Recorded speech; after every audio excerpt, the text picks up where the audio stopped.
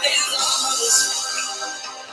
Revêtis de puissance, couronné de gloire et levé en majesté, présence divine et de sainteté. Attire-moi dans ta présence.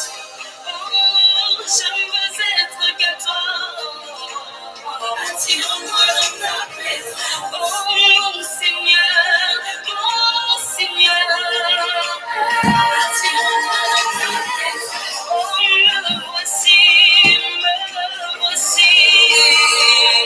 Attire-moi dans ta présence. Attire-moi dans ta présence. Attire-moi dans ta présence.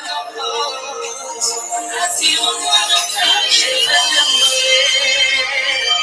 Dans ta présence, Yahweh. Attire-moi dans ta présence. Tu t'appelles la vie. Attire-moi dans ta présence. Tu es bon. Attire-moi dans ta présence.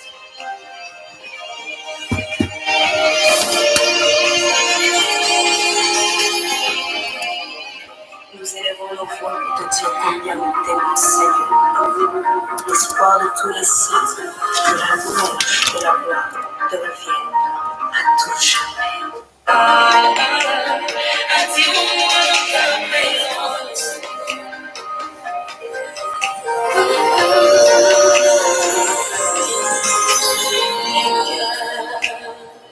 Pousse tes vers toi, jusqu'à quand le roi me consumera.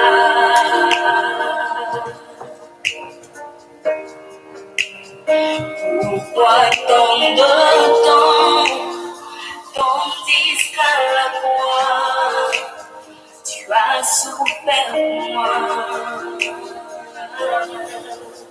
Tu dis, tout est accompli, dans les cieux, sur la terre, tout genou fléchit.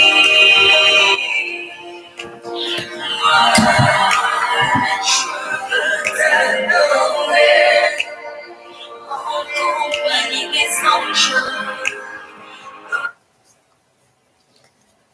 Shalom, shalom, shalom à toute la grande famille Vie Abondante et à toutes les familles qui nous écoutent le monde entier. Nous sommes vraiment dans la joie de partager cette émission Culte de famille et je vois que vous êtes déjà nombreux à nous attendre. Vraiment, excusez-nous de ce retard, les problèmes techniques. Donc, ça y est, nous allons pouvoir commencer. Shalom, apôtre. Shalom, pasteur Marie-Lise. Sois béni. Merci, toi aussi, toi béni. Merci. Shalom aussi à tous ceux qui se connectent pour la première fois. Soyez les bienvenus dans cette famille Vie Abondante de l'émission Culte de famille. Merci pour vos soutiens, merci pour vos prières, merci pour vos soutiens moraux, financiers et spirituels. Que Dieu vous bénisse abondamment. Nous n'avons pas beaucoup de temps, mais ça ne nous empêche pas de partager parce que partager, c'est notre façon d'évangéliser, c'est notre façon, de faire propager la parole.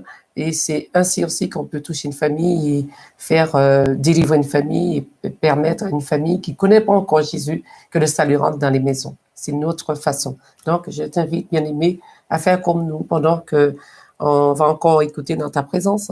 Amen. Et nous allons partager.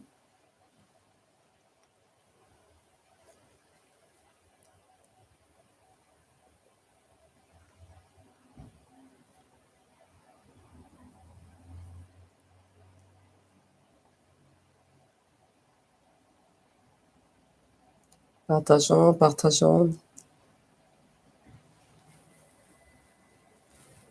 Peut-être il y a quelqu'un juste à côté de toi qui ne connaît pas encore la parole, qui n'a pas encore rencontré Jésus. C'est une façon.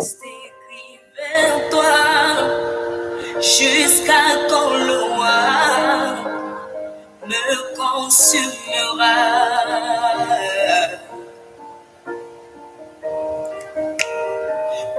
Pourquoi tant de temps, tandis qu'à la croix, tu as souffert pour moi. Tu dis, Radio que tu es prêt, tu me dis. Oui, merci. 2 minutes. Oui.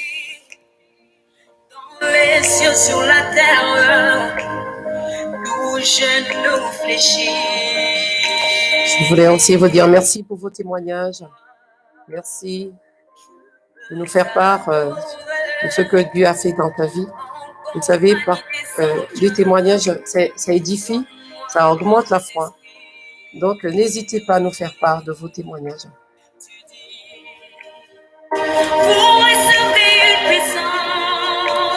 Mais en ce moment de jeûne et de prière, Dieu est en train de faire des grandes choses.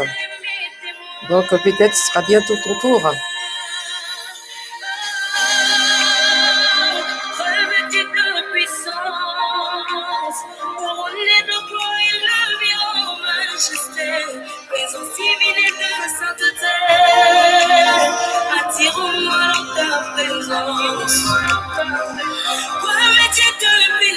Pour moi, c'est bon, on peut y aller.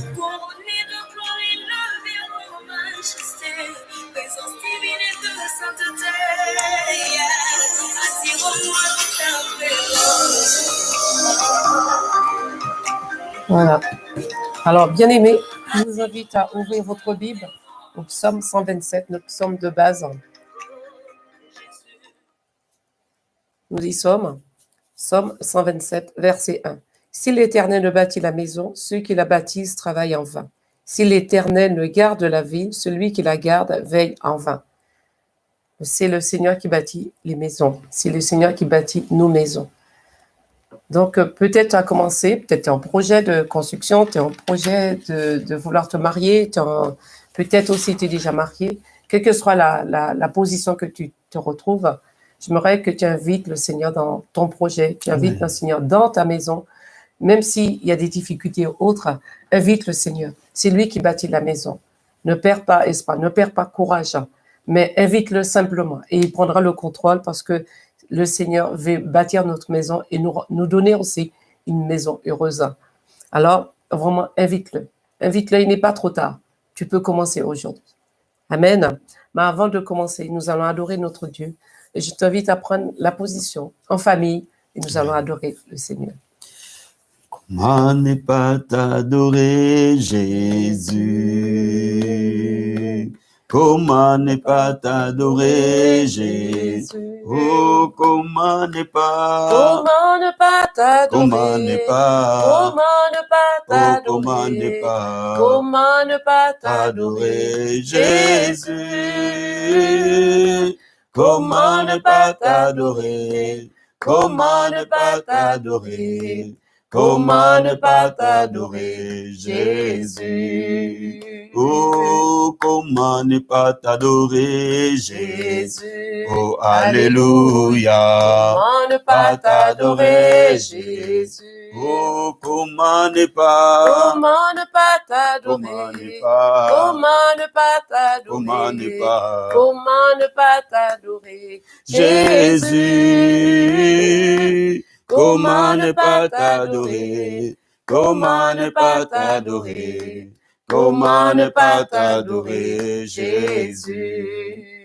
Oh, comment ne pas t'acclamer, Jésus? Oh, alléluia. Comment Ne pas t'acclamer, Jésus?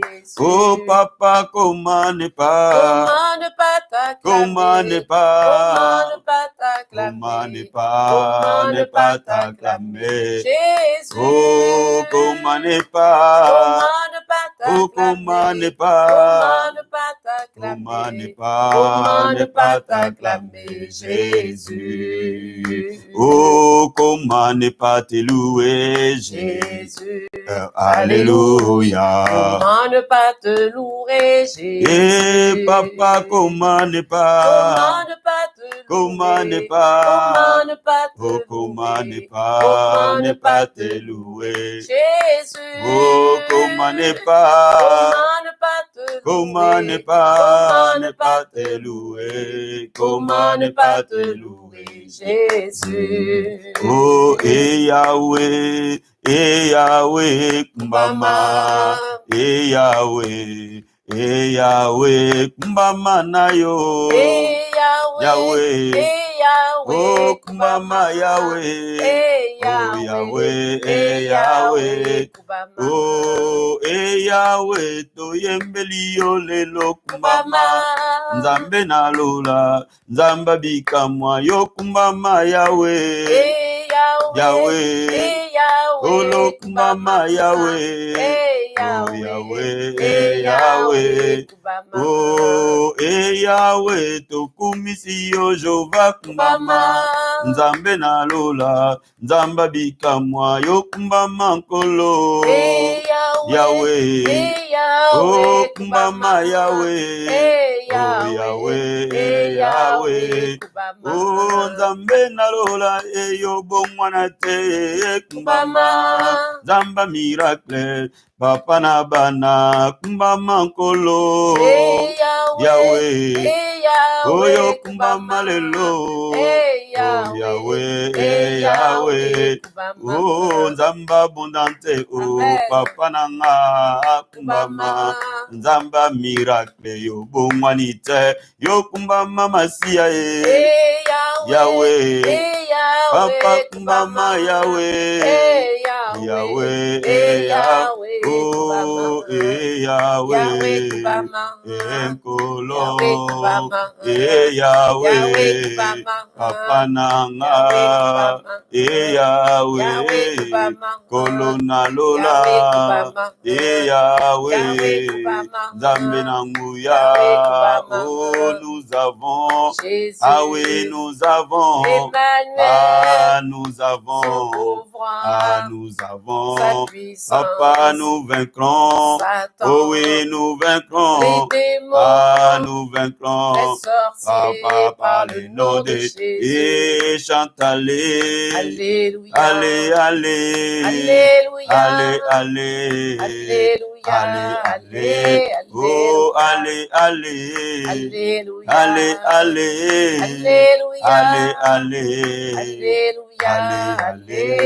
oh allez, allez, allez, allez, Alléluia. Oh bien-aimé où tu es, je veux que tu élèves ta voix et tu lui dis merci. Tu dis merci pour ce temps de prière, tu dis merci pour sa grâce, tu dis merci pour le souffle de vie, tu dis merci pour son amour. Oh papa, élève ta voix. Oh papa, mon âme te bénit, mon âme merci papa pour ce moment que tu nous donnes dans cette émission Vie des familles. Merci pour la vie des familles que toi tu nous donnes, Seigneur. Merci pour cette émission Vie des familles que toi tu nous permets d'être équipés, Seigneur. Merci parce que tu as dit dans ta parole que tu nous donneras une maison stable. Merci parce que c'est toi qui as un plan de bonheur et non de malheur pour nos vies de famille. Merci parce que c'est toi qui veux guérir et délivrer nos familles. Tu veux restaurer nos familles malades. Tu veux transformer nos familles, Seigneur. Tu veux visiter puissamment nos familles, Papa de gloire. Tu veux guérir les familles et les délivrer, Seigneur. Tu veux transformer les familles, Papa de gloire. Nous te disons merci pour ton plan de guérison dans nos familles. Nous te disons merci pour ton plan de délivrance dans nos familles. Nous te disons merci pour ton plan de restauration de nos familles. Seigneur, nous te bénissons, nous te rendons gloire, Papa. Nous te voulons t'élever, nous voulons t'adorer, nous voulons te célébrer, nous voulons t'élever. Seigneur, mon âme t'adore, mon âme te célèbre, mon âme t'exalte, mon âme te bénit. Merci pour ta bonté, merci pour ton amour, merci pour ta grâce. Seigneur, le roi des rois, l'incomparable c'est toi, Alpha et Oméga c'est toi. Le premier et le dernier, c'est toi. Nous venons t'adorer, Seigneur. Nous venons te célébrer. Nous venons te louer. Nous venons te glorifier. Seigneur, tu es digne de gloire. Seigneur, tu es digne de louange. Seigneur, tu es digne d'être adoré. Merci pour la grâce. Merci pour ta bonté. Merci pour ta fidélité. Le roi des rois, c'est toi, le Seigneur des seigneurs. Alléluia. Korabassantabaya. Eba karabashi. Enda rabakata. Eba karabaya. Eba sataya baba baba. Où nous déclarons le sang de Jésus dans nos maisons, le sang de Jésus dans nos familles. Viens laver nos maisons par le sang de Jésus. Viens laver nos familles par le sang de Jésus. Viens laver nos foyers par le sang de Jésus. Viens laver les vies des familles par le sang de Jésus. Viens laver les familles par le sang de l'agneau, Seigneur. Oh, le sang de la délivrance. Oh, Seigneur, nous déclarons le sang délivre. Délivre nos familles, Papa. Au nom de Jésus. Jésus-Christ. Nous déclarons la délivrance de nos familles par le sang de Jésus. Nous déclarons la guérison de nos familles par le sang de Jésus. Nous déclarons au nom de Jésus la protection de nos familles par le sang de l'agneau. Nous invoquons le sang, la sanctification de nos familles par le sang de Jésus. Oh Père éternel, que le sang de Jésus coule dans nos familles, que le sang de Jésus régénère nos familles, que le sang de Jésus guérisse nos familles au nom de Jésus. Korabasata, Rakaya Baba, Cobra Sataba, Ema Karaboshi. Nous consacrons nos familles ce soir. Nous consacrons nos familles à toi. Nous consacrons nos maisons à toi, Seigneur. Nous consacrons nos familles à toi, Seigneur. Nous consacrons nos vies de famille à toi, Papa. Nous consacrons nos maisons à toi, Seigneur. Cobra Sataraba. La parole déclare l'Éternel le bâtit. Si l'Éternel le bâtit la maison, c'est que la bâtisse travaille en vain. Je veux que tu invites le Saint-Esprit. Tu demandes de prendre le contrôle dans ta famille qui règne.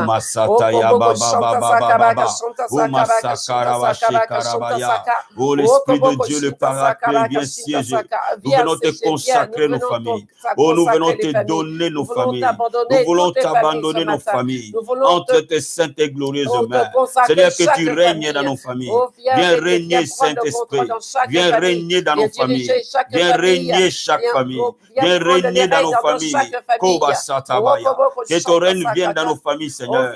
Jésus soit le maître, le roi des rois dans nos familles, le Seigneur des seigneurs dans nos familles. Assis-toi sur le trône de nos familles. Viens demeurer dans nos familles. Nous voulons, Seigneur, que nos familles t'appartiennent. Oh, règne, Seigneur. Dirige nos familles pour toi. Cobra Satarabaya. Fais de nos familles ton tabernacle, le lieu où tu demeures. Que ta présence, ta gloire et ta Shekinah soient dans nos familles, Seigneur, au nom de Jésus. Cobra Satarabaya. Jésus, prends les commandes. Prends le contrôle. Prends le commande. Dirige nos familles, Papa. Amène nos familles vers sa destinée prophétique. Amène nos familles vers ton plan et ta volonté, Seigneur. Règne dans nos familles, Seigneur. Règne dans chaque maison, dans chaque famille. Demande la volonté de Dieu dans ta famille, pas ta volonté, mais sa volonté.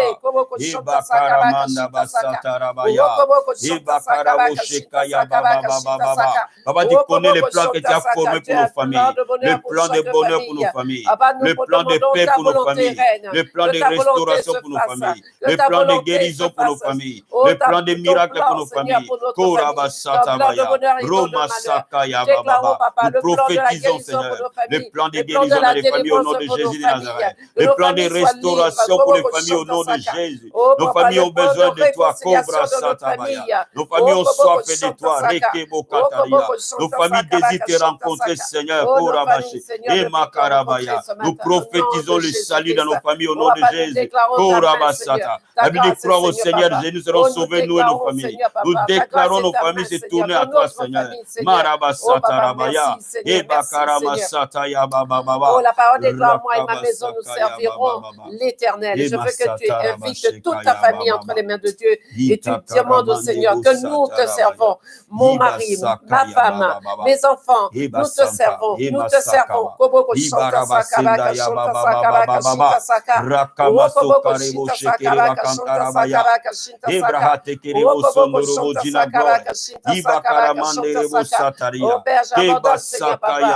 Toutes les maisons, moi ma maison, nous servirons l'Éternel, Papa. Nous voulons te servir, Seigneur, avec nos familles, Père. J'abandonne les maris, Papa, j'abandonne les mamans, Seigneur. Oh, les femmes entre tes mains, Seigneur, je les abandonne. Les enfants, Seigneur, touche-les, Papa, que les saluts rentrent dans les familles, Seigneur. Les familles soient touchées, sauvées, Papa. Ta main dans nos familles, Seigneur. Ta gloire dans nos familles, Papa. La Bible dit, moi et ma maison, nous servirons l'Éternel. Je prophétise et je déclare, que dans nos familles, le salut entre. Nous voulons te servir. Nous voulons te servir. Et je te donne ma femme. Papa, je te consacre ma femme. Papa, je te consacre mes enfants. Papa, je me consacre à toi. Et Masakaya Baba. Rika Makoroboshi. Endorobo Sata. Fais de nos enfants tes disciples, Seigneur. Fais nos fils tes disciples, Papa. Fais de nos filles, tes disciples, Seigneur, de déclarer, de prophétiser. Nos enfants porteront l'évangile. Nos enfants prêcheront l'évangile. Nos enfants prêcheront la bonne nouvelle. Ils sont la lumière de ce monde. Ils sont la lumière de leur génération. Ils sont une source de bénédiction pour leur génération, Seigneur. Cobra Satabaya. Fais de ma maison une maison d'inspiration, un lieu de paix, un lieu de bonheur, un lieu de joie, un lieu de grâce. Marabakarabo Satabaya. Le bonheur et la grâce accompagneront ma maison. Rakama Sata. Dans ma maison, il y a bien-être. Korobo Sete. Il y a richesse et bien-être au nom de Jésus. Il y a paix, il y a joie, il y a ta présence. Cobra Satarabaya. Jésus règne dans ma maison. Jésus règne dans nos foyers. Jésus règne dans nos familles au nom de Jésus. Cobra Sata. La paix de Dieu qui surpasse toute intelligence dans nos familles, dans nos maisons, Seigneur. Au nom de Jésus. Au nom de Jésus. Guéris nos familles. Restaure nos familles. Transforme nos familles. Nous voulons voir ta gloire dans nos familles. Que ma famille voie ta gloire. Que ma famille voie ta gloire. Que ma famille voie ta gloire. Marabasataba. Rakaba Koroboche. Révèle-toi, Seigneur. Lève-toi dans nos familles. Que nos familles voient ta gloire. Marabasatarabaya. Ebasakaya Baba. Nous allons prier pour la grâce du mariage. Pour ceux qui ne sont pas encore mariés, que Dieu puisse pouvoir le permettre de rencontrer quelqu'un. Nous déclarons que l'homme de leur destinée, qui localise l'homme de leur destinée, nous allons prier pour eux. Je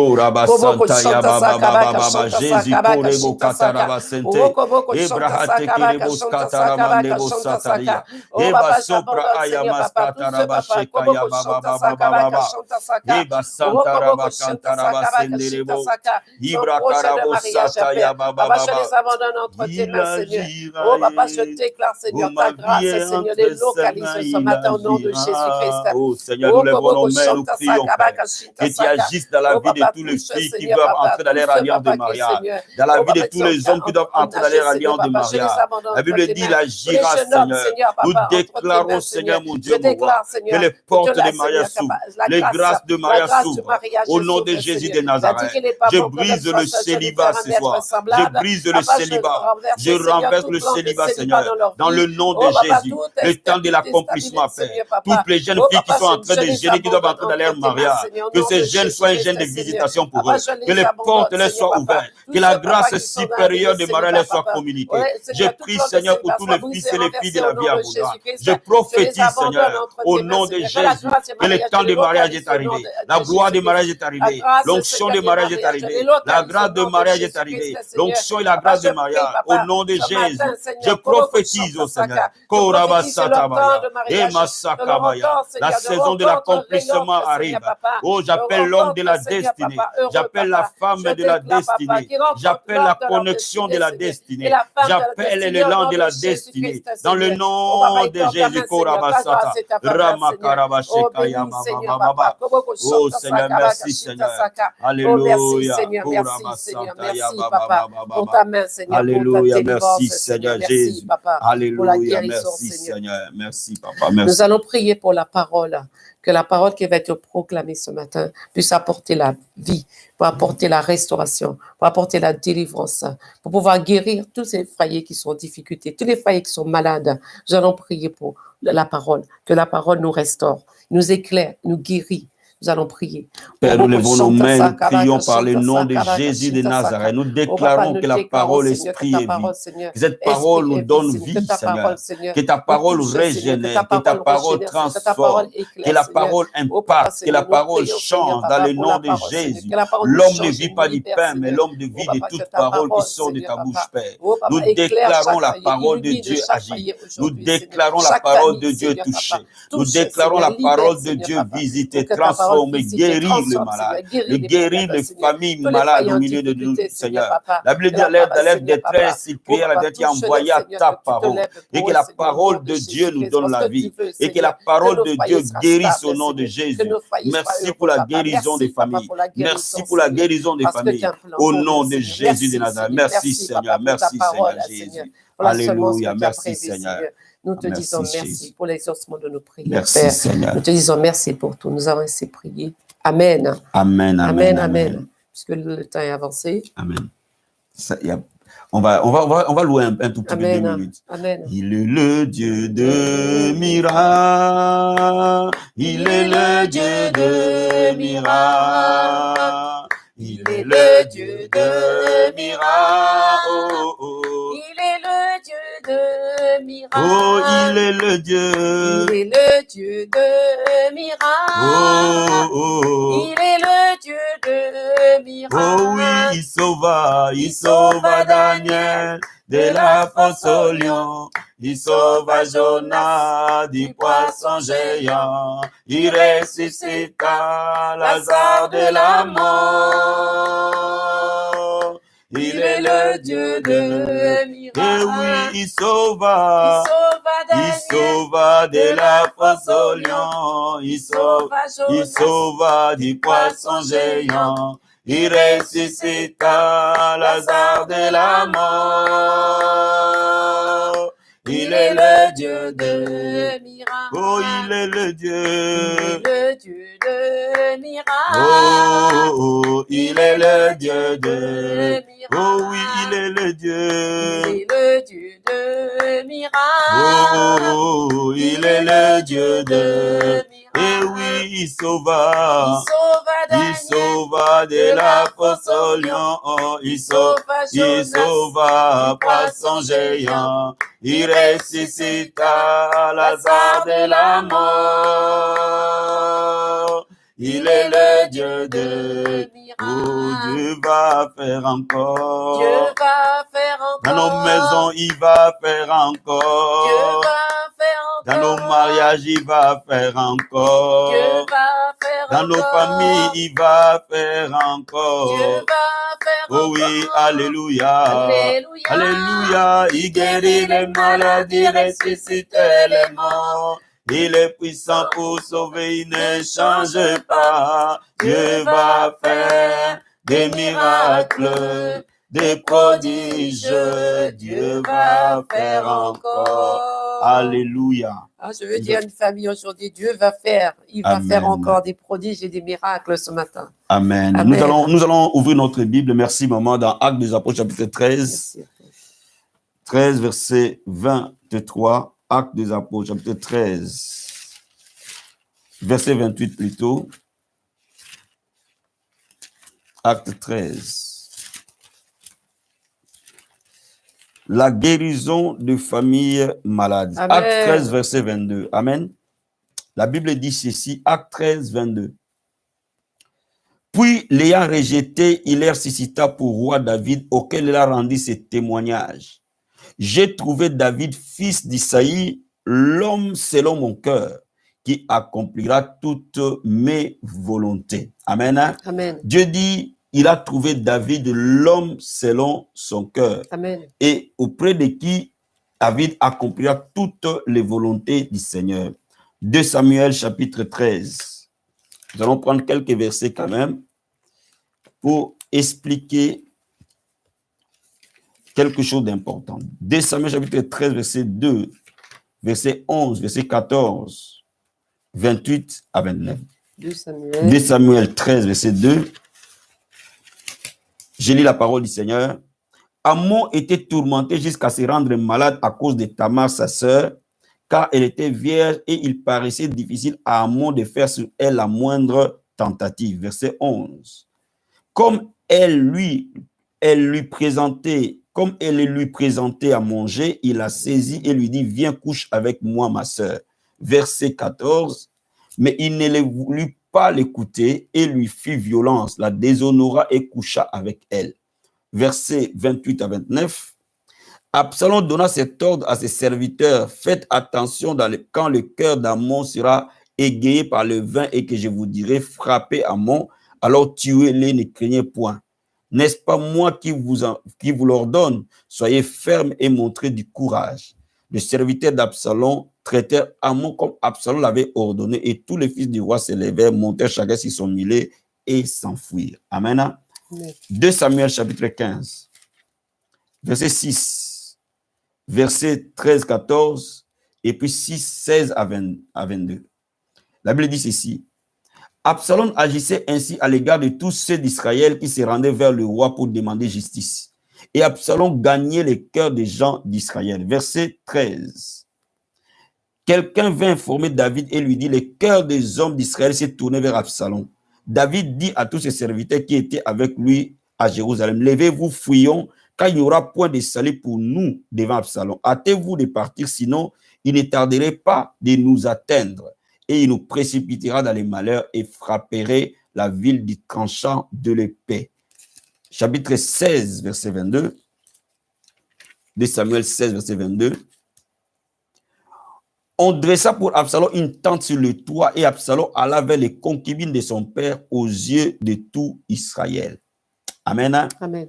Bien aimé, nous avons lu dans les livres des Actes des Apôtres que Dieu a dit pour David que j'ai trouvé l'homme selon mon cœur, l'homme qui accomplira tous mes désirs. C'est déjà un passage qui est dans l'Ancien Testament et ce passage a été repris dans le Nouveau Testament pour montrer que David était l'homme selon le cœur de Dieu depuis le début de sa vie jusqu'à la fin de sa vie. C'est-à-dire que jusqu'à la mort de David, David a été l'homme selon le cœur de Dieu. Est-ce que quelqu'un me comprend? Amen. Donc David était vraiment un serviteur fidèle à Dieu. Mais la question que quand j'analyse la famille de David, je me rends compte que David avait une famille très malade. Quand bien même lui-même était un bon serviteur de Dieu. Donc cela veut dire quoi? Cela veut dire qu'on peut être un bon serviteur de Dieu. On peut être un bon pasteur. On peut être un bon intercesseur. On peut être un bon serviteur. Mais avoir une famille malade. On peut aimer Dieu, mais avoir une famille malade. Amen. Amen. David était un bon serviteur de Dieu, un bon roi pour Israël, un bon serviteur de l'Éternel qui a accompli avec fidélité les ordonnances et l'ordre que Dieu lui a donné et qui a mené les combats de l'Éternel et a remporté des victoires remarquables, qui a constitué à Israël un royaume solide et stable. Donc, David ira au ciel. David est au ciel. Il n'y a pas de débat là-dessus. Amen, amen. Amen. Mais il y a un problème dans la vie de David. Quand bien même il servait Dieu, quand bien même il aimait Dieu, mais la vie des familles de David était complètement malade. Quand nous regardons, il y a 5 faits dans la vie des familles de David pour vous faire comprendre que David avait une famille très, très, très malade. Dans la famille de David, il y a eu de l'inceste. Amen. Amen. Inceste combiné avec un viol. Amon a violé sa sœur Tamar. Dans la famille de David. Amen. Lui qui est fils du roi, lui qui est fils d'un homme de Dieu. La Bible dit David oint de l'Éternel. Amen. Amen, amen. Amen, amen. Homme élevé en dignité. Amen. Cela veut dire que David, Dieu l'écoutait. Dieu écoutait ses prières. Amen. Mais dans la maison de David, il y a eu viol. Le frère a violé sa sœur, mais aussi il y a eu de l'inceste. Donc ça veut dire que viol et inceste liés. Deuxièmement, dans la même maison de David, il y a eu meurtre. Cela veut dire quoi? Absalom veut venger sa sœur, il tue Amon. C'est-à-dire assassinat entre frères. Donc, il y a eu viol et inceste. Et en retour, il y a eu aussi meurtre. Dans la même famille de David. La question que je me suis posée, est-ce que David ne faisait pas de culte de famille? Est-ce que David ne priait pas avec ses enfants? Donc, on a l'impression que les enfants de David sont des vrais païens. Amen, amen. Amen. Troisièmement, Absalom, qui est le fils de David, biologique, fait un complot contre son propre père. Dans la même famille de David, il y a eu complot et conspiration. Pas simplement entre enfants, mais entre son enfant et contre lui-même. Au point que pendant le complot d'Absalom contre David, a pris 40 ans de préparation. Cela veut dire quoi? Cela veut dire qu'Absalom a préparé son complot pendant 40 années. La Bible le dit. Amen. Amen. Donc, ce n'était pas quelque chose de passager ou un coup de colère ou de déprime. C'était quelque chose de planifié. Donc, Absalom a pris son temps pour planifier le complot contre son père, son propre père. Ça prouve qu'il y avait un problème. Autre chose, Absalom, non seulement après avoir chassé son père du pouvoir, Absalom a couché avec les femmes bon, la Bible les appelle des concubines, mais c'était des femmes plus ou moins de seconde zone de David. Mais cette fois-ci, Absalom a violé les femmes de David en public. J'aime la parole de Dieu parce qu'elle nous dit la vérité. Amen. La parole ne nous cache pas. Amen. La parole n'a pas de tabou. Amen. La parole explique. Amen. Mais c'est en nous, les lecteurs de la parole, les étudiants de la parole, ceux qui méditent la parole, que nous devons tirer les leçons et les substances de la parole. Amen. Donc, on voit là que la maison de David, c'était un vrai chaos. Amen. Un véritable chaos, une véritable catastrophe. Amen. Amen, amen. Amen. Ça ne s'arrête pas là. Quand vous lisez 1 Roi chapitre 1, verset 24 à 26, Adonijah a comploté contre son frère Salomon par rapport à l'héritage. Dans la même famille de David. C'est-à-dire que ce n'était pas un problème passager, c'est un problème qui a suivi David tout le long de sa vie. Donc, jusque quand David veut mourir, jusqu'au moment où il veut passer le pouvoir à Salomon, un de ses fils, Adonijah, qui complote contre son propre frère par rapport à l'héritage. Donc, ça explique que même dans la Bible, il y a eu des familles malades. Donc, cela explique que les familles malades ne datent pas d'aujourd'hui. Non. Les familles malades ont toujours été là depuis des années. Amen. Et même les gens qui servent Dieu peuvent se retrouver avec des familles complètement malades. Amen. Amen. Donc, nous voyons par là que il ne suffit pas simplement d'aimer Dieu, de les servir.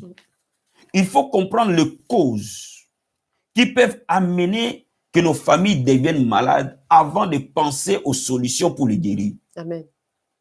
Quand vous étudiez la famille de David, vous allez vous poser la question, il y a une contradiction entre l'homme David et sa famille, Pasteur Marie. Sur le plan spirituel, sur le plan humain, David est le prototype de Christ. David est l'image de Jésus.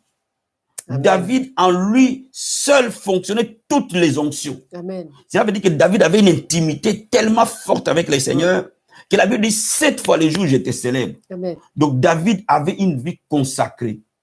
Et toutes les onctions fonctionnaient dans la vie de David. Amen. Mais on voit que David a un problème dans sa propre famille. Quelles sont les causes? La première cause des problèmes de la maladie des familles de David, c'est que la famille de David a été maudite. David n'a pas été maudit, mais sa famille a été maudite par Dieu lui-même. Amen, amen. Amen. Lisons la Bible. Dans 2 Samuel, chapitre 12. 2 Samuel, chapitre 12, versets 7 à 13.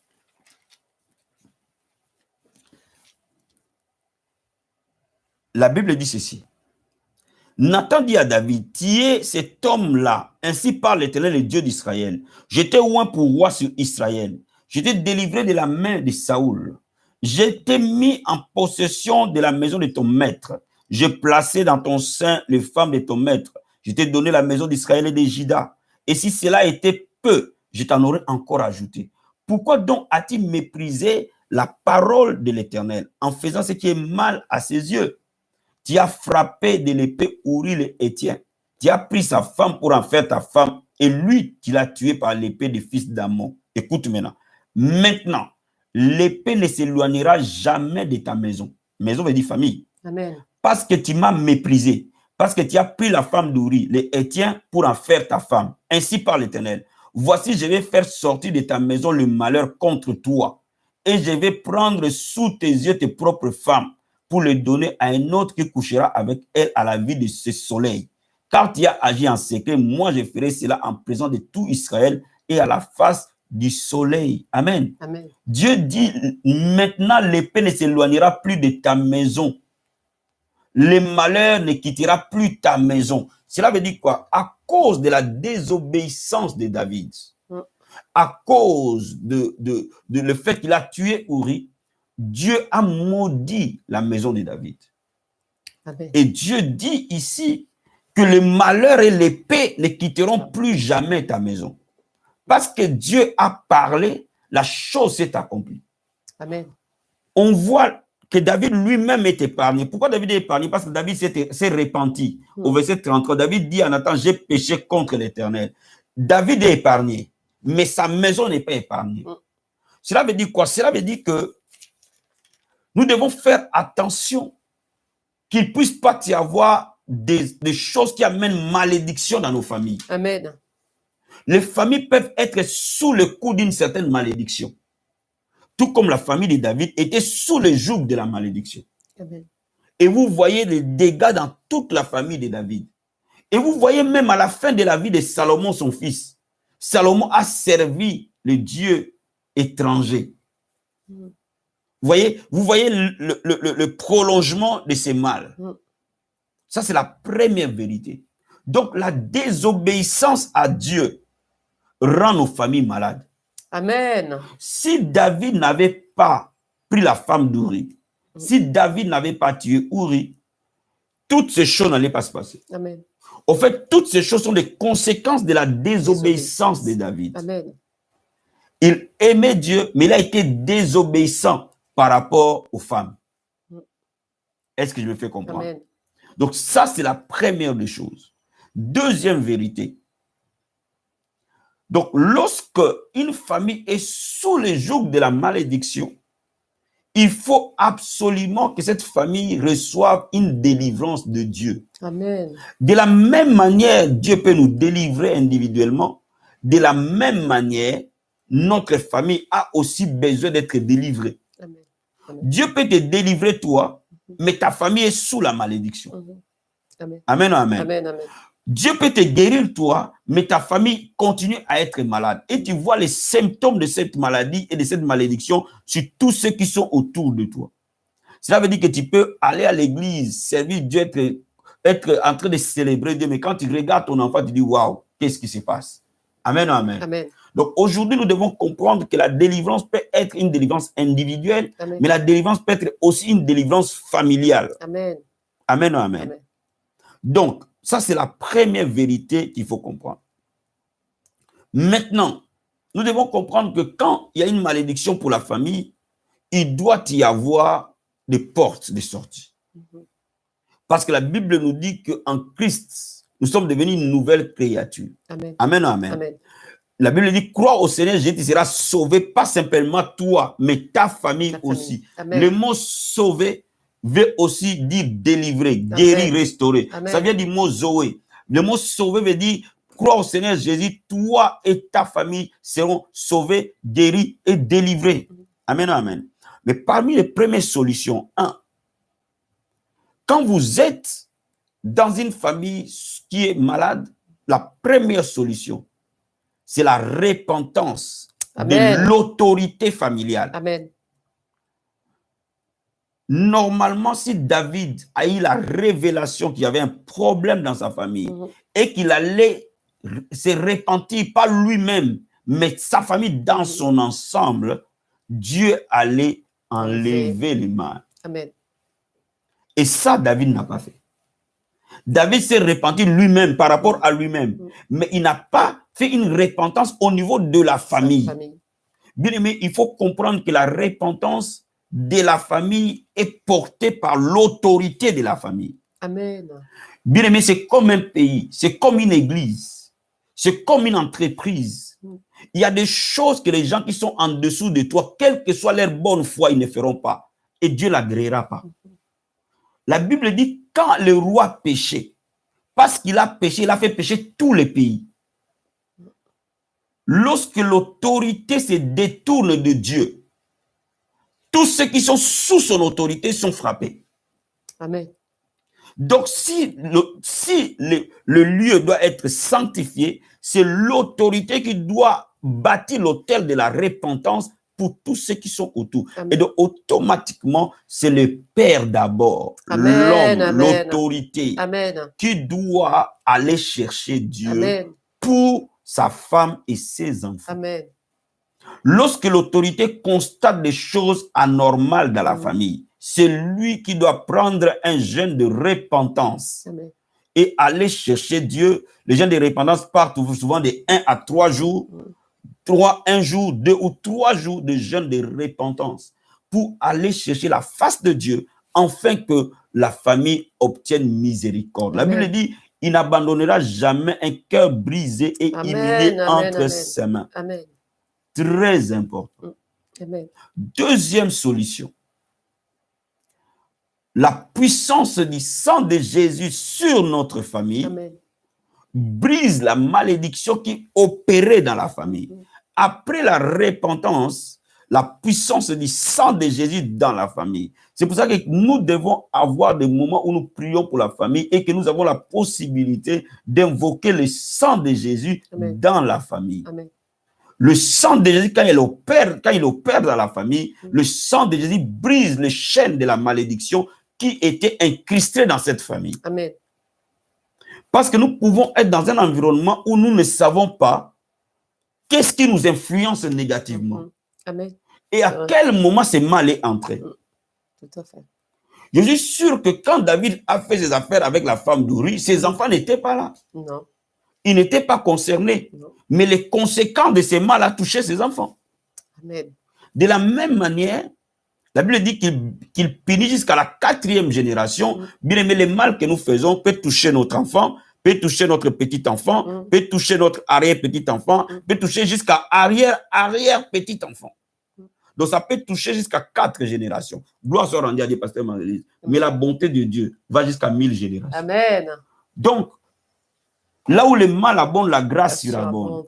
Cela veut dire quoi? Cela veut dire que la délivrance que toi, tu peux porter aujourd'hui par an peut affecter tes enfants jusqu'à 1000 générations. Amen. Amen. Est-ce que je me fais comprendre? Amen. Troisième chose, c'est la sanctification et la consécration de la famille. C'est très important, frère. La famille doit être consacrée à Dieu. Et là, je reviens encore sur l'autorité. Celui qui a les pouvoirs et les mandats de Dieu pour consacrer la famille. Amen. Cela veut dire quoi? Cela veut dire que quand tu es femme à côté de ton mari, lorsque vous êtes en train de faire la prière de consécration, c'est lui qui doit diriger cette prière. Je vais dire quelque chose au mari. Quand vous êtes avec votre femme, quand c'est l'affaire des prières, normalement, c'est toi qui dois diriger la prière le plus possible. Parce que c'est toi l'autorité. C'est toi qui dois porter ta maison et bâtir l'autel. Et pourquoi les familles sont malades aujourd'hui? Parce que beaucoup d'hommes sont déserteurs de leur fonction sacerdotale. Amen. Laisse-moi te révéler quelque chose, pasteur Marie-Lise. Avant qu'il y ait des sacrificateurs, il n'y en avait pas. Oui. Parce que le premier sacrificateur était Aaron. Amen.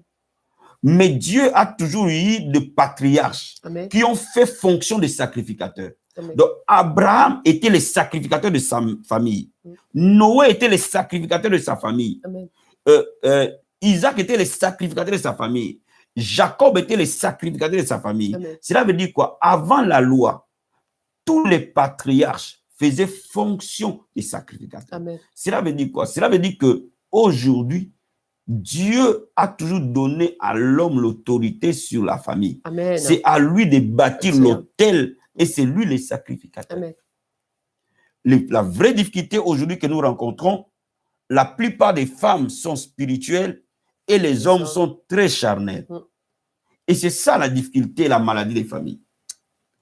Alors la première des choses à faire, c'est que nous devons prier pour que les hommes retrouvent leur place. Amen. Que les hommes retrouvent leur position. Les hommes retrouvent leur spiritualité. Les hommes retrouvent leur connexion avec Dieu. Quand les hommes retrouvent leur connexion avec Dieu, les familles naturellement commencent à être guéries. Alléluia. Lorsque un père est totalement consacré à Dieu, tous les enfants, sans exception, auront la possibilité et la chance de servir Dieu. Ce qui n'est pas toujours le cas quand c'est le papa, c'est la maman qui est consacrée simplement. Amen. Troisième chose, et c'est ce qui aussi explique l'importance de ne pas se tisser les mariages avec les païens. Voyez-vous, quand la tête est malade, c'est tout le corps qui devient malade. Si le mari va dans les mal, toute la famille est dans les mal automatiquement. Donc, ma soeur, c'est ça le danger d'épouser un païen. Toi, tu peux passer ta vie dans des jeûnes et dans des retraites. Mais s'il lui passe sa vie dans des boîtes de nuit, à sortir avec des prostituées, à aller dans l'occultisme et dans la magie, mon ami, tu vas vivre des choses horribles. Pourquoi? Parce que c'est lui l'autorité au fait. Amen. Amen, amen, amen. Et le mal qu'il fait t'influence fortement. Et toi, tu l'influences moins que lui ne t'influence. Est-ce que je me fais comprendre? Amen. Nous devons bâtir l'autel de Dieu pour nos familles. Amen. Amen. Amen. Nous devons établir des programmes d'intercession pour nos familles. Amen. Nous devons établir les cultes de famille pour que la parole de Dieu soit prêchée. Amen. Afin que nos enfants et nous-mêmes, nous mettions la pratique de la parole de Dieu dans notre maison. Alléluia. Que notre maison soit enlevée des souilles. Amen. Vous savez, il y a des familles qui sont souillées. Il y a des maisons qui sont souillées. Dieu dit dans sa parole, je passerai dans les camps. Et quand vous allez aux toilettes, arrangez-vous de couvrir vos besoins. Pourquoi? Parce que l'Éternel, la nuit, passe dans les camps. Et quand il les verra, il te frappera par interdit. Donc, laisse-moi te dire, Dieu visite nos maisons. Dieu ne nous visite pas qu'à l'église. Détrompez-vous. Dieu visite nos maisons. Amen. Dieu visite les lieux où nous habitons. Est-ce qu'il trouve dans nos maisons des choses abominables ou pas? Bien aimé, ta maison ne doit pas être des lieux de choses abominables. Voilà pourquoi la pornographie, l'alcool, la cigarette, la drogue, toutes ces choses perverses laissent une empreinte de ténèbres dans nos maisons, suivent nos familles. Et quand ces choses suivent nos familles, l'activité démoniaque opère. Amen. Amen. Et c'est pour cela que le culte de famille a pour but de sanctifier les occupants de la famille. Ainsi, chacun de nous vit la parole de Dieu. Et en vivant la parole de Dieu dans la famille, l'atmosphère de la famille et de la maison est sanctifiée. Amen. Et je vais dire à quelqu'un ce matin, si tu es fort dans ta maison, tu seras fort à l'extérieur. Amen. Si tu es couvert de grâce dans ta maison, à l'extérieur, tu seras toujours couvert de grâce. Amen. Même si le combat s'élève à l'extérieur, tant que le combat ne vient pas dans ta maison, tu vas gagner. Amen. Je vais dire à quelqu'un, amen, même si le combat s'élève à l'extérieur, même s'il fait rage à l'extérieur, mais si dans ta maison, il y a la paix, il y a la victoire, tu as déjà gagné. Amen. C'est vrai. Amen, amen. Mais lorsque le combat s'élève dans la maison, c'est là où c'est très dangereux. Quand la bataille est à l'intérieur, cette bataille fait des ravages. Donc, laisse-moi te dire, ta maison doit être un des dispositifs les plus importants de ta vie. Amen. Ta famille doit être un lieu d'une grande consécration. Amen, amen, un amen. véritable autel de l'Éternel. Amen, amen. Bien-aimé, lorsque tu veux être un chrétien victorieux, lorsque tu veux être un grand leader, lorsque tu veux aller loin et accomplir de grandes choses et de grandes visions de Dieu, n'oublie jamais cela. Amen, amen. Et c'est pour cela que le diable attaque beaucoup les familles des pasteurs. Et vous allez vous rendre compte parfois, beaucoup de pasteurs, leurs enfants même n'aiment pas aller à l'église. Ou s'ils viennent à l'église, mais ils ont une vie complètement loin de la vie de l'église. Parce que le diable sait que s'il tient la famille, il tient le ministère. Donc, laisse-moi t'expliquer quelque chose. Ta famille est ton premier cercle. Amen. N'oublie jamais cela. Amen. Donc, lorsque cette première cercle est infiltrée, que tu les veilles ou pas, tu vas payer cher. Très cher. Nous voyons David payer cher. Et pourtant, il marche avec Dieu. Amen, amen. Amen. Donc, de la même manière, nous devons comprendre que nous devons mettre la parole de Dieu en pratique. Amen. Et surtout, nous, les autorités dans la famille, l'homme doit pratiquer la parole. L'homme doit veiller à ce que sa maison soit une vraie maison de prière.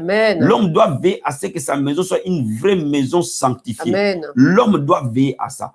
Maintenant, si l'homme ne peut pas, la femme le supplée parce qu'elle est aussi autorité. Amen. Mais laisse-moi te dire, l'idéal, le plan parfait de Dieu est que l'homme joue son rôle. Amen. Maintenant, il y a toujours un plan de Dieu que Dieu permet lorsque celui qui doit jouer le rôle ne le joue pas. Toi, tu es la maman, tu dois jouer ce rôle-là. Amen. Donc, je vais t'encourager aujourd'hui, ma soeur, à comprendre cela. Prends la vie de ta famille en main. Amen. Amen. Et commence Amen. à réclamer la guérison de ta famille aujourd'hui. Amen. N'attends pas demain. Je vais dire aussi une chose. N'attends pas que ton enfant ait 20 ans pour que tu commences à penser que cet enfant n'aime pas Dieu. Commence à avoir la vision que c'est maintenant que Dieu m'a donné cet enfant. Amen. Dès l'instant où tu es au courant que tu es enceinte, Amen. Dès l'instant où tu es au courant que ta femme a un enfant, et la vision sur cet enfant-là. Et commence déjà à tout planifier pour que tes enfants à toi soient dans la marche avec Dieu, Amen. Soient en accord avec Dieu. N'oublie pas, ce que nous avons inculqué à nos enfants, et aussi inculqueront cela à leurs enfants. Ce que nos enfants nous ont vu faire, c'est ce qu'eux aussi à leur tour ils feront. Amen. Parce que nous sommes des modèles. Comme l'apôtre Paul a dit, soyez mes imitateurs. Comme moi je suis imitateur de Christ, Amen. Un père de famille doit dire à sa femme et à ses enfants, soyez mes imitateurs Amen. À moi, comme moi j'imite Jésus. Amen. Est-ce que je me fais comprendre? Très, très bien. Si le père est zélé pour servir Dieu, si c'est le jour de culte, si c'est le jour de culte de famille, si c'est le jour l'heure d'aller à l'église, si c'est le père se lève et commence à s'apprêter, tu verras, tout le monde va s'apprêter. Amen. C'est vrai. Mais si la maman va et le papa regarde la télévision et joue au Nintendo, croyez-moi, à un moment donné, un ou deux autres enfants vont vouloir rester avec papa jouer au Nintendo ou regarder les matchs. Il y a un temps pour tout. Il y a un temps pour se divertir, Amen. Mais il y a un temps pour servir Dieu. Amen. Est-ce que quelqu'un est béni cet après-midi? Béni. Si quelqu'un a des questions, nous sommes là pour essayer de vous répondre. Je pense qu'on a essayé de répondre à ces problématiques. Amen. En tout cas, papa, merci. Merci beaucoup. On a eu beaucoup de clés. Je pense que ça permettra aux familles de se repositionner. Amen. Amen. Vraiment, voilà, nous sommes prêts s'il y a des questions. En tout cas, c'était un message très, très, très béni. Merci beaucoup. Merci beaucoup. Merci beaucoup. Si quelqu'un a des questions, on est là pour vous répondre.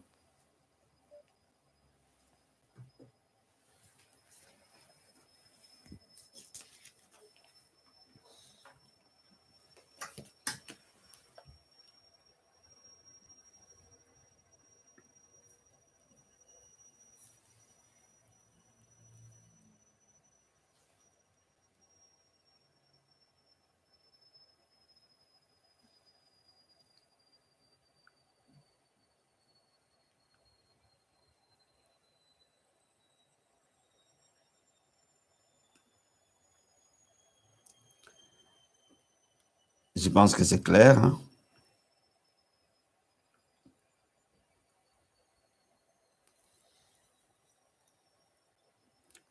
Je ne sais pas s'il y a des questions. Pour l'instant, ça prend du temps, mais ça viendra. D'accord. C'est un message qui est très clair, mais il y a sûrement des questions. Amen. Oui. En tout cas, moi, j'ai été très bénie. Merci. Par ce message. Merci. Ça nous permet de mieux comprendre les choses et aussi, si on est dans la bonne direction, de continuer à persévérer. Amen. Et aussi, si on ne sait pas trop comment faire, on a des bases pour pouvoir rectifier les Amen. choses. Donc, vraiment, merci beaucoup, papa. De rien.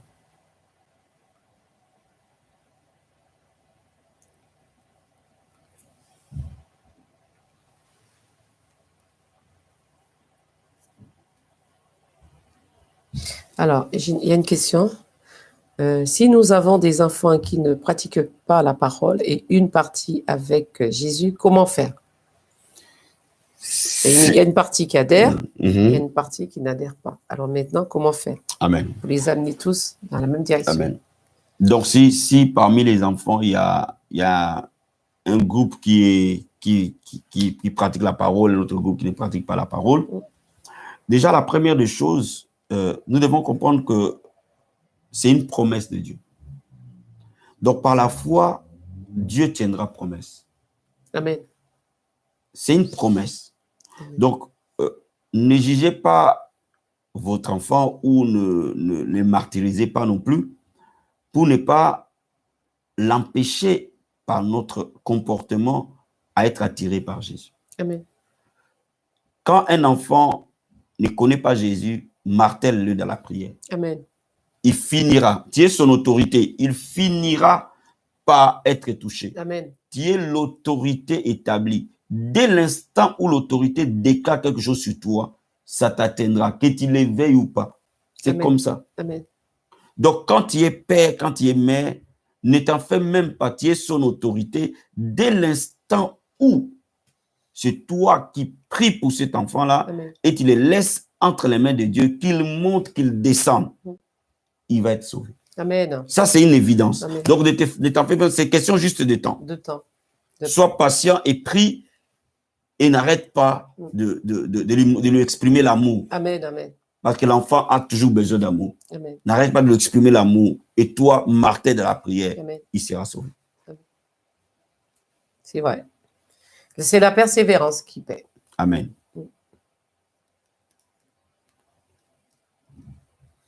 Est-ce qu'il y a encore des questions? S'il n'y a plus de questions, on va rendre l'antenne. Regarde.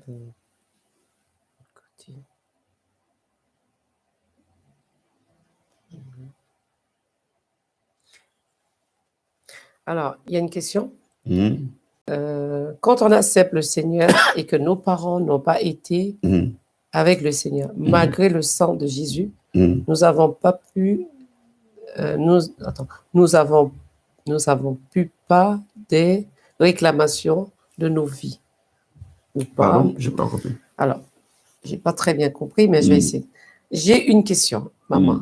Quand on accepte le Seigneur et que nos parents n'ont pas été avec le Seigneur, malgré le sang de Jésus, nous avons pu pas des réclamations de nos vies. Nous n'avons pas pu vaincre les réclamations. Peut-être vaincre, il y a une partie. D'accord. Donc, généralement, d'une manière générale, il y a parfois certaines réclamations qui sont fortes. Amen. Quand vous voyez dans votre marche avec Dieu des obstacles assez majeurs et que les parents ont tissé certaines alliances ou certaines choses, il y a 3 facteurs qu'il faut jouer. Premier facteur, continuer à grandir et à creuser en Dieu, dans sa parole. Enfin, de faire des prières, non seulement des déclarations, mais aussi des renoncements. Les prières de déclaration et des renoncements sont capitales lorsqu'elles sont remplies de foi. Je donne un exemple. Quand vous voyez dans la famille quelque chose se répéter ou se manifester sur plusieurs enfants, pas seulement sur toi-même, mais sur plusieurs autres enfants, ça veut dire qu'il y a un esprit qui opère derrière.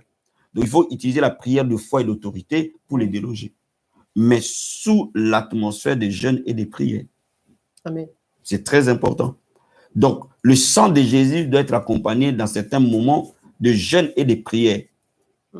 Et au travers des jeûnes et des prières, le joug va se briser. Amen. Et c'est pour cela que vous allez voir, normalement, je conseille les gens au début de leur foi chrétienne. D'accord? Tout comme au début de leur ministère, tout comme à une étape d'expansion de leur ministère, de jeûner beaucoup. Amen. Et au fil du temps, de l'espacer. Vous voyez? Amen. Parce que le jeûne va ouvrir une certaine onction dans ta vie que les prières simples ne peuvent pas. Quoi qu'il en soit. Ou l'imposition de main ne pourra pas. Donc, à ce moment-là, c'est temps de jeûne qui va être je le considère peut-être une année à 2 ans, hein, oui, même peut-être 3 ans, des jeûnes vraiment très répétitifs. Essaie de jeûner régulièrement, des jeûnes, d'abord des jeûnes de 40 jours, des jeûnes de 21 jours, après des jeûnes de 2-3 jours, mais de jeûner beaucoup. À un moment donné, ces jours là-bas se briser. Quand ça se brise, tu te maintiens maintenant. Amen. Tu vois? Donc, c'est très important. Surtout au début de la foi chrétienne, et ça, c'est le rôle des affermissements qu'ils doivent donner. Amen. Et je voulais dire aussi à cette chose que c'est vrai que les problèmes n'arrivent pas un jour. Peut-être ça fait déjà des années que c'est là. Et ça peut être des générations en génération. Donc, c'est pour cela qu'il faut vraiment persévérer dans le jeûne et de la prière. Ne pas baisser les bras, ne pas se décourager. Ça finira par se briser. Mais il faut vraiment persévérer. Donc, ça peut prendre du temps. Mais garder le cap du jeûne et de la prière.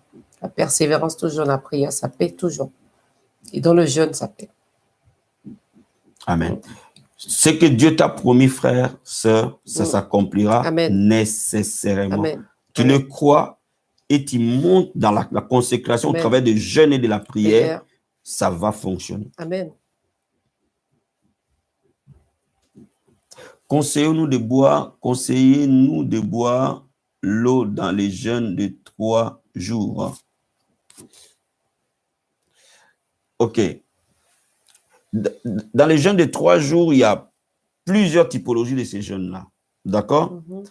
Il y a le jeûne d'Esther, qui est le jeûne à sec complètement.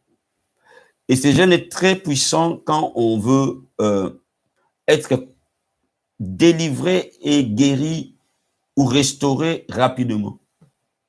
C'est le jeûne de la mort et de la résurrection. Là, c'est un jeûne qui est bien quand on est déjà à la base dans une vie déjà remplie de jeûnes intermittents. Cela veut dire quoi? Quand on est déjà habitué à jeûner de manière intermittente, c'est-à-dire en partant de minuit à 16h ou de minuit à 18h, quand on est déjà habitué à ces jeûnes-là, on peut passer au jeûne d'Esther sans boire. Mais il y a une possibilité aussi de faire des jeûnes de 3 jours en buvant que de l'eau. C'est un jeûne. Tu ne manges pas, mais tu bois que de l'eau. C'est un jeûne. Tu peux tenir ça sans problème. Jusqu'à 3 jours, aucun jeûne ne peut tuer quelqu'un. D'accord? Mais il y a aussi des jeûnes intermittents. Moi, je considère que la puissance n'est pas simplement dans les types de jeûnes. On étudiera ça, mais la puissance est dans la foi dans les jeûnes. Celui qui jeûne de minuit à 16h, c'est aussi valable que celui qui jeûne à sec, selon le niveau de sa foi. C'est tout simplement un sacrifice. Amen. Donc, nous conseillons, si tu peux jeûner à sec, tu le fais. Si tu peux jeûner avec de l'eau, tu le fais. Si tu peux jeûner en intermittence, tu le fais.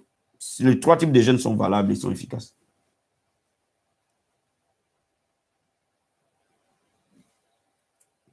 Je n'ai pas d'autres. Je ne sais pas s'il y a d'autres questions.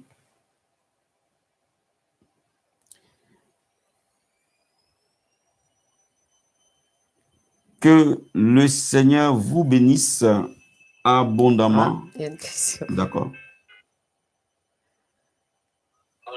Allô? Oui, allô? Oui. Oui, bonjour maman, c'est sœur Eva. Oui, bonjour ma fille, ça va? Oui, ça va bien, merci. Oui, je vous appelle parce que j'ai une question. Vas-y. Concernant la prière, par exemple, pour les enfants. Oui. Je sais qu'en tant que parent, on peut déclarer des choses sur la vie de nos enfants et je crois par la foi qu'elles vont arriver. Absolument. Mais finalement, je me dis, qu'est-ce qui est l'idéal? Est-ce que c'est de chercher la face de Dieu pour qu'il nous montre vraiment les plans pour nos enfants? Ou on peut déclarer des choses que nous, on pense par rapport, on les connaît, on pense qu'ils seraient bonnes pour elles, par exemple des ambitions personnelles ou pas. Des fois, je me questionne, est-ce que c'est des choses, des pensées qu'on peut avoir parce que ce sont juste des ambitions personnelles, ou c'est une inspiration divine que le Seigneur nous met, et dans ce cas, on doit prier dessus. Donc, quel est le mieux dans ce cas-là, quand on prie pour nos enfants et pour leur destinée, pour ce qu'on veut voir dans leur vie? Voilà, est-ce qu'on demande juste ce que nous voulons, ou est-ce qu'il faut d'abord demander à Dieu? Amen. Sa volonté. C'est une bonne question. Dans notre marche de la croissance spirituelle, d'accord? Au début, quand un chrétien commence à grandir spirituellement, donc il est encore enfant et il commence à se développer, il va commencer par demander la volonté de Dieu. Parce qu'à ce moment-là, il ne discerne pas bien la volonté de Dieu de manière naturelle et automatique. Donc, parce que le plan parfait de Dieu est béni d'avance. Amen. L'idéal pour nous, parents, est que notre enfant aille dans les plans de Dieu. Ça, c'est l'idéal. Maintenant, quand tu commences à grimper dans ta marche chrétienne, à grandir, tu vas commencer d'abord par demander la volonté de Dieu. Et que Dieu te le révèle. D'accord? C'est les voies classiques qui consistent parfois dans les songes, dans les rêves ou dans les visions. Mais il va arriver une phase que toi-même, parent, tu te développes, tu grandis. Tu arrives à la phase où la Bible nous dit que tu as les pensées du Christ. Cela veut dire qu'il y a un certain moment, les plans de Dieu te sont révélés par l'Esprit de manière automatique. Amen. Amen. C'est-à-dire que ton esprit le capte. Parce que tu es le temple du Saint-Esprit. C'est-à-dire que ton esprit le capte autant T. Donc, ce que Dieu met dans tes pensées sont en réalité les plans de Dieu. Les pensées de Dieu. Mais il faut nécessairement que tu connaisses une intimité forte avec le Seigneur. La Bible dit que celui qui s'attache à Christ est devenu un même esprit que lui. Donc, cela veut dire qu'il n'y a plus de secret entre le Saint-Esprit et nous. Amen. Donc, tout dépend du niveau de notre consécration, de notre marche. À ce moment-là, tu n'as pas besoin de te retirer encore pour dire, Seigneur, montre-moi la volonté de mon enfant. Ce que tu es en train de capter, c'est ça la volonté de Dieu. Donc, tes prières deviennent naturellement les prières dans la volonté de Dieu. Amen. Je ne sais pas si je me suis fait comprendre. Parfaitement. Voilà. Parfaitement. Donc, Parfaitement, je comprends. voilà. C'est pour ça que nous, les parents, nous devons grandir spirituellement. Amen. Bien sûr. Et quand nous grandissons spirituellement, et je pense que les premiers bénéficiaires de ça, ce sont nos enfants, ou ceux qui nous entourent. Et c'est aussi de la même manière pour un pasteur. Quand il y a un responsable, plus tu vas grandir, plus naturellement, tu peux rencontrer quelqu'un dimanche matin devant la porte de l'église. Dieu te dit immédiatement, tu n'as pas besoin d'aller t'enfermer pour que tu aies une idée. Amen. Donc le Saint-Esprit te parle instantanément. Amen, amen. Donc tu commences à être automatiquement la bouche de Dieu pour les personnes qui sont là. Amen. Mais ça, tu ne l'atteins que lorsque tu atteins une certaine consécration, un certain attachement à Dieu. Amen. D'accord. Je ne sais pas si on a pu répondre. C'est clair? Oui, c'est très clair. C'est très, très clair. Amen. Allez, merci beaucoup. Je t'en prie, sois béni. Sois béni. Bon après-midi, au revoir. Merci, au revoir. Merci.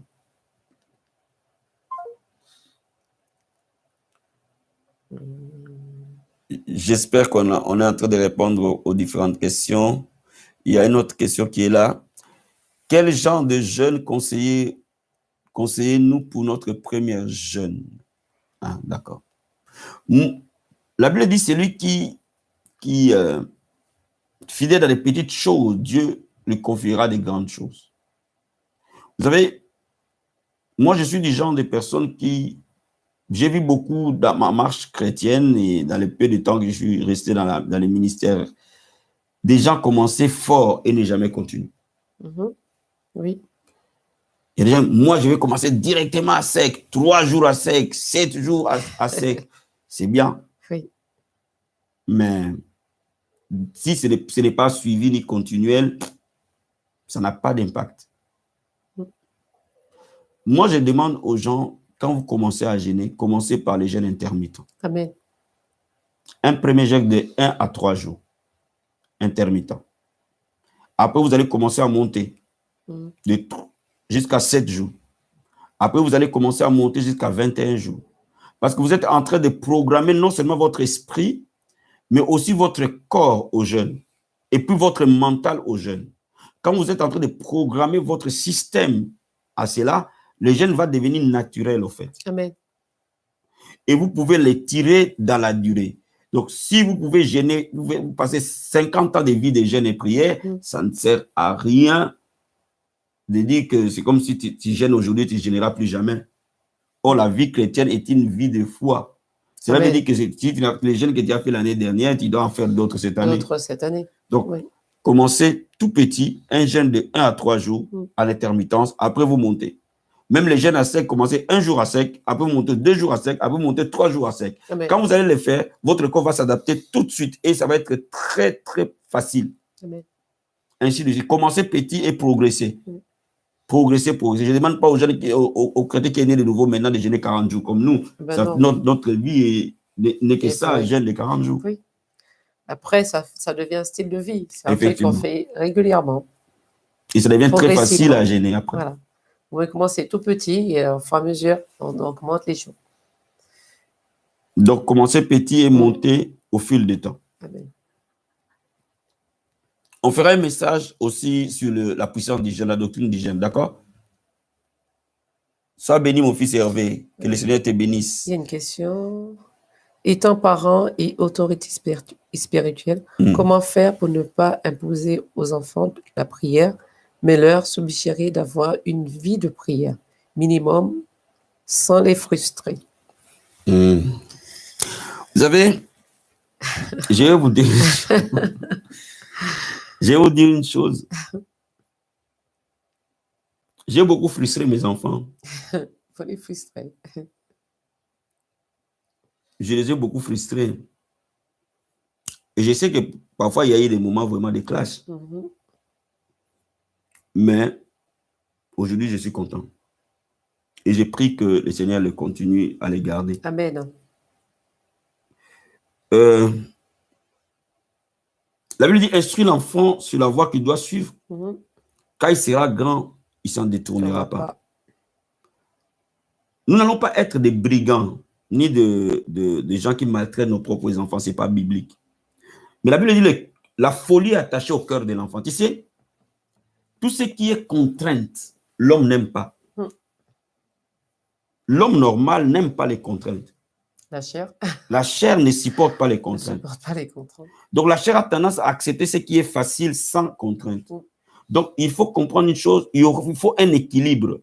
Cela veut dire qu'il y a un moment d'injonction, mais aussi un moment d'amour. Il faut un équilibre. Cela veut dire quoi? Cela veut dire que il faut à la fois imposer et inspirer. Amen. Vraiment, dans un premier temps, quand vos enfants sont petits, définissez simplement l'heure de prière. C'est toi qui définis ça.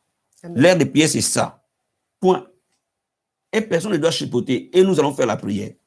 Mais c'est à toi d'être sage, de ne pas faire des prières de 2 heures. Commence à faire des prières de 10 minutes, 5 minutes, pour que maintenant, ce qui a été imposé soit un plaisir. Amen.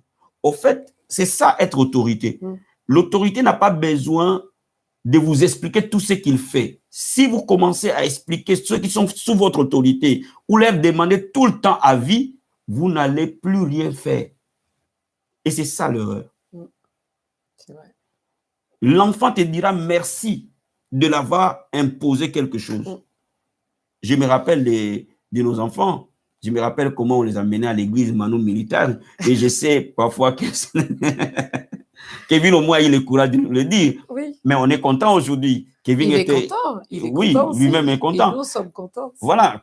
Combien de fois Julia nous a piqué des crises de colère ici. Et ça partait dans des cris et dans les énervements. Donc, mais aujourd'hui, les enfants nous disent merci. Voilà. Parce que vous êtes des parents. Vous connaissez ce qui est bien pour eux. Tout à fait. Je pense que nous aimons nos enfants. Nous ne pouvons pas leur montrer ce qui est mauvais. Oui. Donc, nous avons une visibilité qui est plus longue que nos enfants. Amen. Donc, si tu laisses ton enfant choisir tout le temps, ton enfant va choisir la facilité. Il ne va pas choisir la prière. Non, jamais. Ce n'est pas ça ce qu'il va choisir. Il va choisir de rester à la télévision, regarder la télé, et même pour aller à l'école. Hein. Oui. Donc, si tu n'imposes pas quelque chose, ça va être difficile au départ. Oui. Mais il faut qu'à toi, tu aies non seulement de l'autorité, mais aussi de la sagesse et de l'amour. Cela veut dire quoi? Ça veut dire qu'il y a des choses que tu imposes, mais tu les gères. Amen. Tu sais que il ne faut pas trop tirer non plus. Et après, tu les suggères. Petit à petit, l'enfant va prendre le goût. Au début, peut-être qu'il viendra tirer les pieds, il priera en boudant.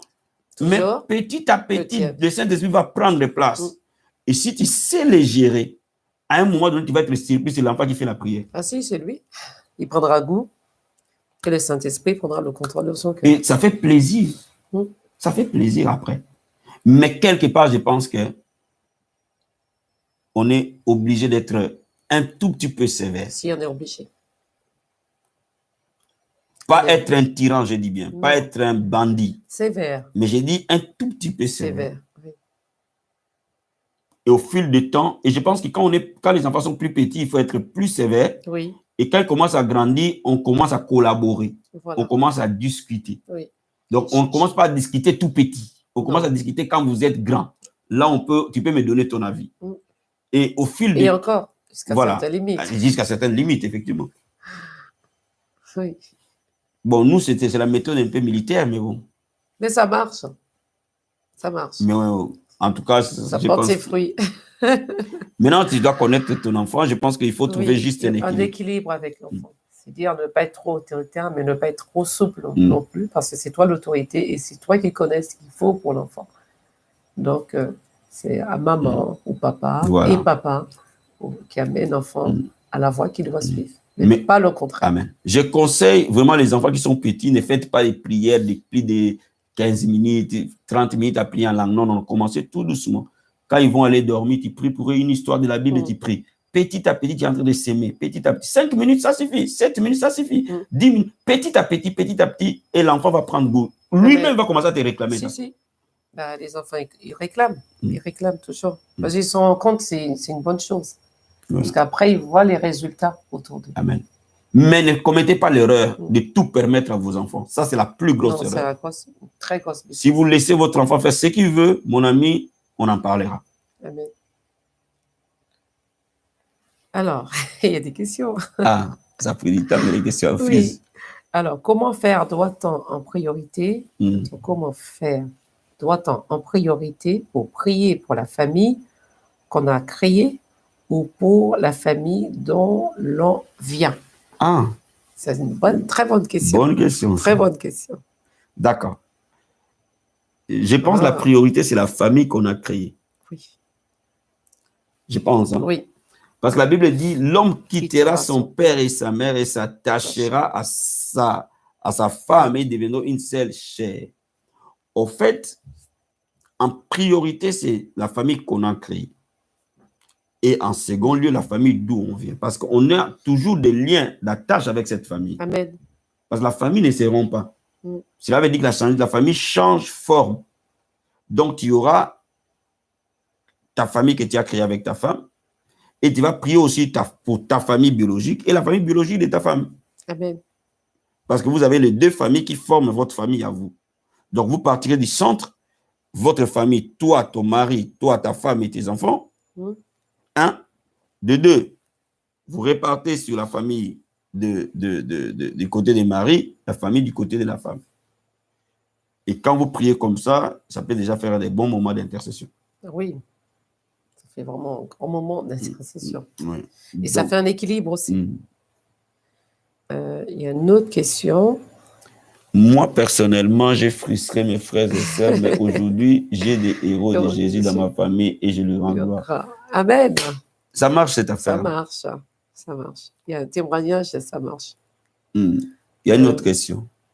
Bonjour papa et maman. Quelle différence existe entre le culte d'intercession et seul de supplication? Comment le conduire? Merci. Ah, d'accord. Effectivement, ça c'est... Pour l'école de la prière, on en parlera attentivement. On fera des émissions dessus. La prière d'intercession, la prière de supplication, je peux m'expliquer comme ça. Toute prière d'intercession n'est pas prière de supplication. Mais d'une manière générale, 90% des prières de supplication sont des prières d'intercession. Amen. Cela veut dire quoi? La prière de supplication arrive lorsque nous affrontons des situations entêtées, des situations difficiles, des situations où la prière des fois n'a pas produit de résultats, ou même quand on a commencé à intercéder, on voit que ça résiste. D'accord? Là, on passe au top, la prière de supplication. Cela veut dire que c'est le type de prière que Jésus a eu à faire. La Bible dit par les cris. Donc, ce sont des prières où l'âme est répandue devant la face de Dieu, où l'homme s'humilie et s'agonise pour accoucher son miracle. Amen. D'accord? Donc, la prière d'intercession consiste à se présenter entre Dieu et une personne, entre Dieu et un problème, ou entre Dieu et une famille, ou entre Dieu et une nation. Par exemple, dans le cas de la famille, on commencera par l'intercession. Ça, c'est la base. Amen. On va intercéder pour son père, pour son mari, pour sa femme, pour ses enfants, pour sa famille, même pour des projets de famille. Il peut y avoir des projets de famille ou des plans de famille. Et vous allez commencer à intercéder pour ça. Ou même pour les combats des familles. D'accord? Les batailles qui sont dans la famille, nous allons commencer à intercéder pour cela. Maintenant, lorsqu'on trouve que malgré la prière d'intercession, on sent que les résultats tardent à venir, on sent que les miracles ne se produisent pas, là on accompagne la prière de supplication. Généralement, la prière de supplication se fait par des jeûnes. Des jeûnes et des prières. Et qui peuvent monter jusqu'à des moments de retraite. Donc ça peut monter en échelon selon le cas et selon la dimension dans laquelle on veut chercher la face de Dieu. Amen. Donc, quand nous nous confrontons à des montagnes, à des géants qui perdurent, là, il faut aller dans la dimension de supplication. Il y a une autre question. Shalom, faites-vous des jeûnes pour le salut des membres de nos familles? Il y a après une deuxième question. Shalom, pourriez-vous un jour nous témoigner de votre rencontre avec Jésus? Ah, c'est bien, c'est une bonne question. C'est qui a posé la question? Je ne sais pas. Merci beaucoup. Effectivement, nous allons, dans les jeûnes de 40 jours, nous allons disposer de jours spécialement pour le salut. D'accord? Généralement, dans tous nos moments de prière, nous revenons sur le salut. Mais il est important de jeûner dans certains moments pour le salut de nos familles. D'accord? Et même pendant ces temps de jeûne et prière, on consacrera un temps spécial, un jour spécial que pour ça. Et c'est très important. Ça ramène les saluts dans la famille. Ça ramène les saluts autour de nous. Et ça nous peut accéder à ce que les gens qui sont autour de nous se tournent à Jésus-Christ. C'est très important. On va organiser ça, on va le mettre en place et après on va travailler de manière à ce que ça puisse s'implanter ou s'installer. Voilà.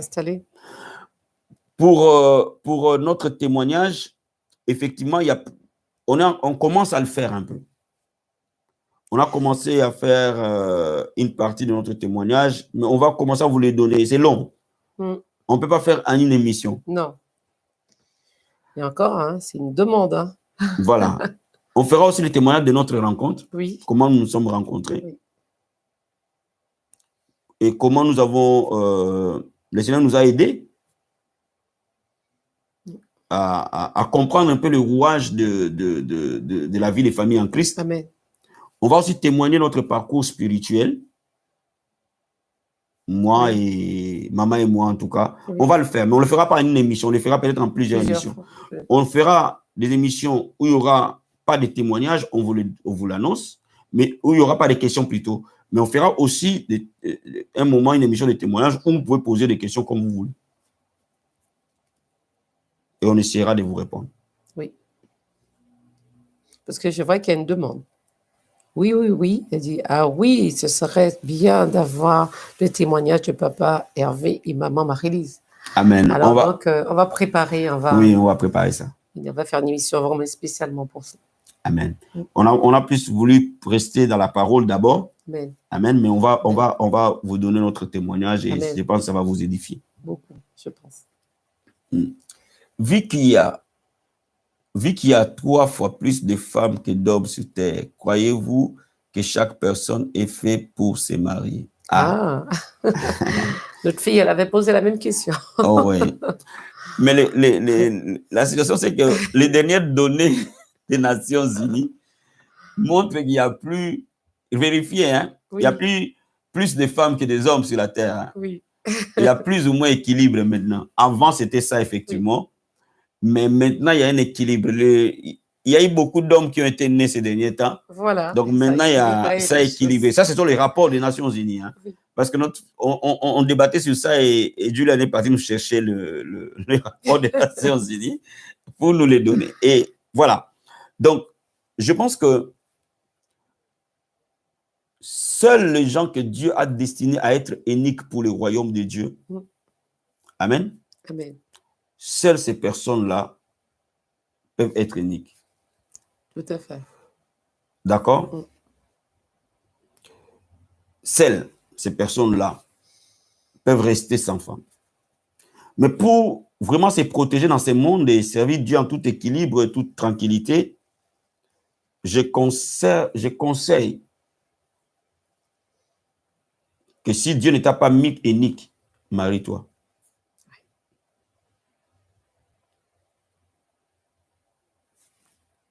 Si Dieu ne t'a pas mis unique, marie-toi. Très clair. C'est clair. Oui.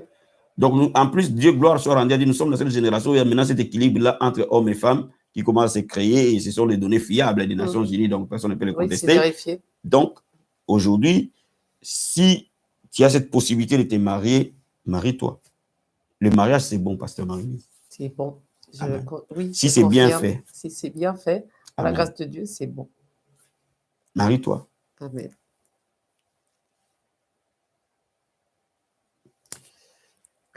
Bon, il est 14h, mes amis. Nous allons rendre l'antenne. Oui. Merci à vous tous. Merci pour vos différentes questions. Nous avons passé un temps agréable dans ces moments. Amen. Amen. Et n'oubliez surtout pas que la semaine prochaine, nous reviendrons avec un autre thème et nous serons disposés encore pour recevoir vos différentes questions. Que le Seigneur vous bénisse abondamment. Soyez bénis. Toutes nos salutations à tous les enfants de la famille Vie Abondante, partout où vous êtes. Nous vous aimons. Et n'oubliez pas, ce soir à 19h, nous avons Femmes chrétiennes avec pasteur Marie-Lise. Soyons connectés. Et à 21h, amen. Soyez très nombreux, comme maman l'a dit. Oui. Et à 21h, nous aurons prière d'intercession. Prière d'intercession. Soyez grandement bénis. Très bon après-midi. Et puis à tout à l'heure. À tout à l'heure. Et à ce soir. Bye. Bye. On vous aime très fort. Nous vous aimons. Bisous. Nous vous aimons très fort.